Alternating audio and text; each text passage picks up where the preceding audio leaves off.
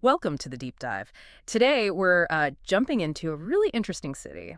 Our source is this super short, like 1 minute tour of Manchester, Yeah. the vibrant soul of Northern England. Okay, Okay. so let's unpack this.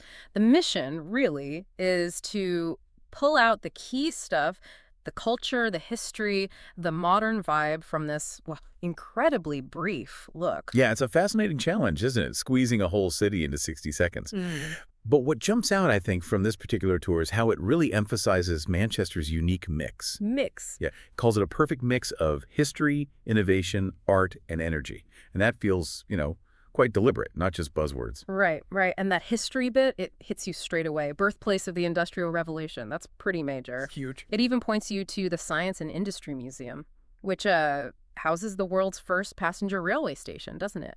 Kind of shows how Manchester literally got things moving. Exactly. And what's really interesting there, I think, is that industrial past isn't just like stuck in the museum.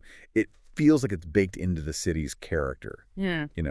That sort of grit, that drive. The innovation. Yeah, the innovation, the forward momentum, it seems to stem right from that era and still shapes things today. Okay, so from that historical weight, it then pivots pretty fast. It talks about, well, its other global claim to fame, football. Ah, yes. Home of football legends, it says, and specifically mentions Old Trafford Stadium. You can almost hear the noise. Oh, definitely. And for loads of people around the world, Manchester's football, right? The world-class football clubs are a massive draw. True. But it's more than just the sport itself, isn't it? It's that local passion, the rivalry.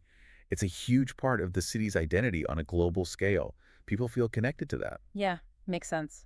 But it's not all history and football pitches. The tour paints this picture of a really alive city now. It mentions the buzzing northern quarter. You think of like indie music, street art. Absolutely, that contemporary energy. It's got that creative hub feel. And it contrasts that with, say, the history you feel at Manchester Cathedral. But then you've also got the big gigs at the AO Arena. So it's that blend again. Exactly. That's the dynamic modern life bit. Yeah. The diverse food and music scene isn't just an extra. It's woven right in. It feels like the city's constantly evolving, mixing its historical core with this really vibrant, creative present. And just the everyday feel sounds appealing too, like strolling down Deansgate. Right, that Main Street feel. Or just chilling out in Heaton Park, Mhm. which is massive, apparently, one of Europe's biggest city parks. Yeah, huge green space. And I think that leads to another important point the tour makes, maybe subtly, the friendly and welcoming locals. Ah, the people. Yeah, because it's not just about the sights, is it? It's the atmosphere, the community. And that reinforces this idea that Manchester has something for everyone, whether you're into history, music, sport, or just, a good vibe. Understanding that human side is really key, I think, if you want to be properly informed about what makes a city like this tick. So, wrapping this up, what does this tiny glimpse tell us? It paints Manchester as this really potent mix: industrial roots, global sport, buzzing culture, strong community.